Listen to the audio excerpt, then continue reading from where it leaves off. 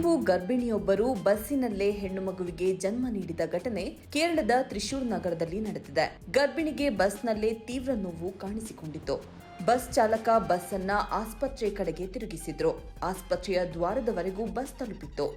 ಆದರೆ ಅದಾಗಲೇ ಪ್ರಸವ ವೇದನೆ ತೀವ್ರವಾಗಿತ್ತು. ವೈದ್ಯರ ತಂಡವು ಕೆಲವೇ ಕ್ಷಣಗಳಲ್ಲಿ ಸೂಕ್ತ ವ್ಯವಸ್ಥೆ ಮಾಡಿಕೊಂಡು ಬಸ್ನಲ್ಲೇ ಹೆರಿಗೆಯನ್ನ ಮಾಡಿಸಿದ್ದಾರೆ.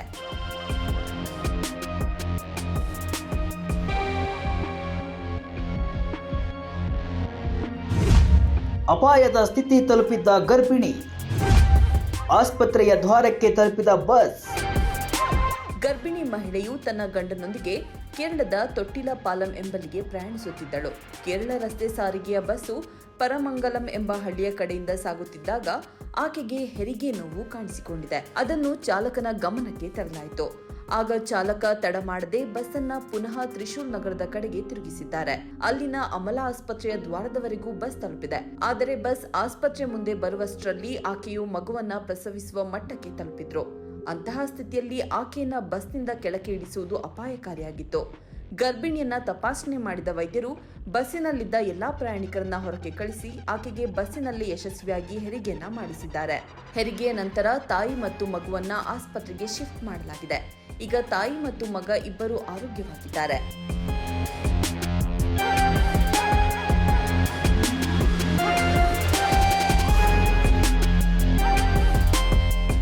ಮಾಧ್ಯಮಗಳೊಂದಿಗೆ ಮಾತನಾಡಿದ ವೈದ್ಯ ಡಾಕ್ಟರ್ ಯಾಸಿರ್ ಸುಲೈಮಾನ್, ಆಸ್ಪತ್ರೆಯ ಬಳಿ ಬಸ್ ಬಂದು ನಿಂತಾಗ ಗರ್ಭಿಣಿ ಮಹಿಳೆಯು ಪ್ರಸವದ ಸಮಯ ತುಂಬಾ ಹತ್ತಿರದಲ್ಲಿತ್ತು.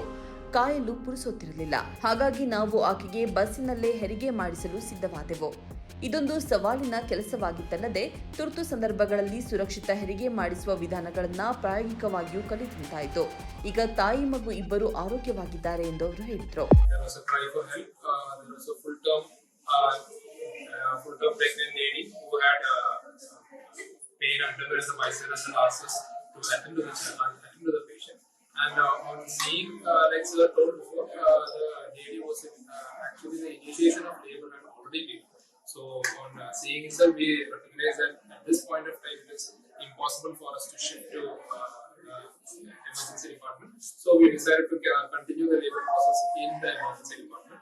And then we had to clamp and take out the child, and we had to cut the cords there itself.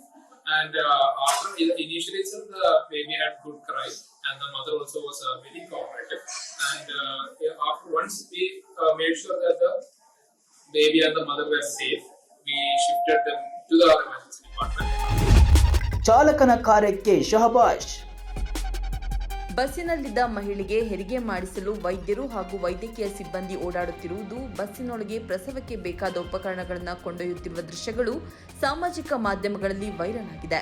ಗರ್ಭಿಣಿ ಮತ್ತು ಕೂಸಿನ ಜೀವ ಉಳಿಸಲು ಕಾರಣರಾದ ಬಸ್ನ ಚಾಲಕರಿಗೆ ಸಾರ್ವಜನಿಕರು ಮೆಚ್ಚುಗೆಯನ್ನ ಸೂಚಿಸಿದ್ದಾರೆ. ಅವರ ಸಮಯ ಪ್ರಜ್ಞೆಯನ್ನ ಹಾಡಿ ಹೋಗಲಿದ್ದಾರೆ. ಶಹಬಾಸ್ ಎಂದಿದ್ದಾರೆ.